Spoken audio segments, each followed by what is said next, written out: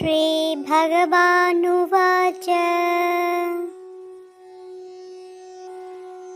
परं भूय प्रवक्ष्यामि ज्ञानानां ज्ञानमुत्तमम् यज्ञात्वा मुनयः सर्वे परां सिद्धिमितो गताः। जय श्रीकृष्ण मित्रांनो, भगवद्गीतेचा आज आपण ऐकणार आहोत 14व्या अध्यायाचा मराठी सार.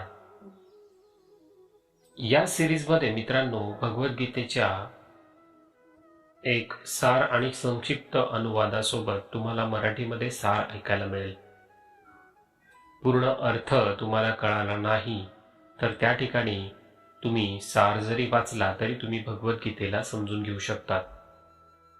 आपण पहिल्या अध्यायापासून 18व्या अध्यायापर्यंत सर्व सिरीजचे मराठी अध्याय या ठिकाणी संक्षिप्त स्वरूपामध्ये सार रूपामध्ये इथे प्रक्षेपित करत आहोत. तर आज आपण ऐकणार आहोत 14वा अध्याय भगवद्गीतेचा आणि त्या 14व्या अध्यायाचा मराठीमध्ये सार ऐकणार आहोत. तर 14वा अध्याय हा गुणत्रय विभाग योग म्हणून ओळखला जातो. या अध्यायात श्रीकृष्ण अर्जुनाला गुणत्रयीचे वर्णन करतात. श्रीकृष्ण अर्जुनाला सांगतात की गुणत्रयी म्हणजेच सत्व, रज आणि तम हे 3 गुण. हे गुण प्रत्येक मनुष्यामध्ये असतात. श्रीकृष्ण अर्जुनाला सांगतात की सत्वगुण हे शुद्धता, शांती आणि ज्ञानाचे प्रतीक आहे. रजगुण हे क्रियाशीलता, इच्छा आणि स्पर्धेचे प्रतीक आहे. तर तमगुण हे अज्ञान, निष्क्रियता आणि भ्रमाचे प्रतीक आहे. गुणत्रयीचे नियंत्रण करणे हे प्रत्येक व्यक्तीचे कर्तव्य आहे.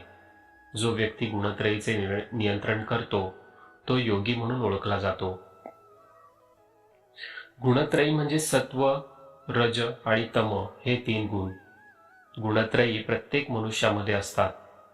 सत्वगुण हे शुद्धता, शांती आणि ज्ञानाचे प्रतीक आहे. रजगुण हे क्रियाशीलता, इच्छा आणि स्पर्धेचे प्रतीक आहे. आणि तमगुण हे अज्ञान, निष्क्रियता आणि भ्रमाचे प्रतीक आहे. तर याचा अर्थ असा होतो, यातल्या पहिल्या श्लोकाचा अर्थ असा होतो की सत्व, रज आणि तम हे माझे 3 गुण आहेत. या गुणांद्वारे मी सर्व सृष्टीची निर्मिती करतो.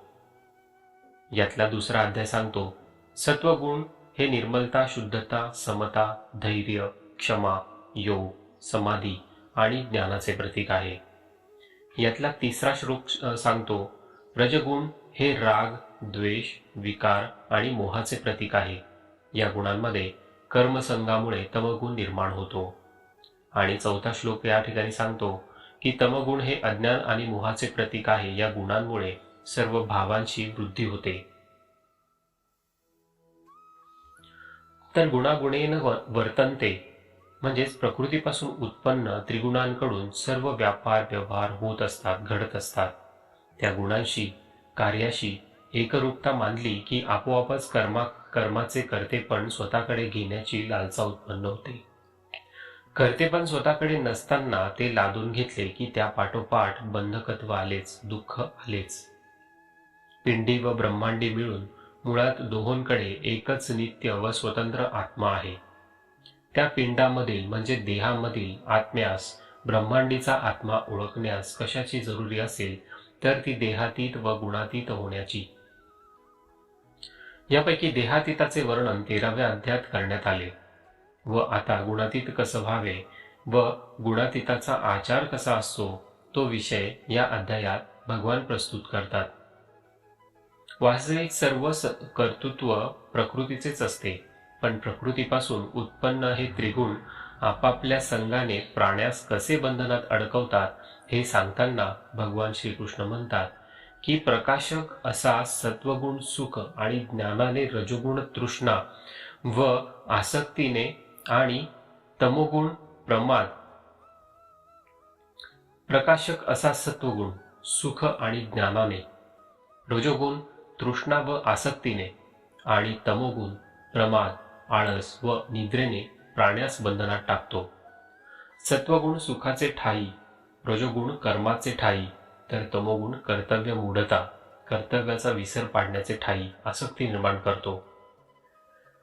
असे हे सात्विक वृत्तीचे पुरुष सर्वागी लोकास, राजस मनुष्य लोकास आणि तामसी लोक अधोगतीस पोहोचतात.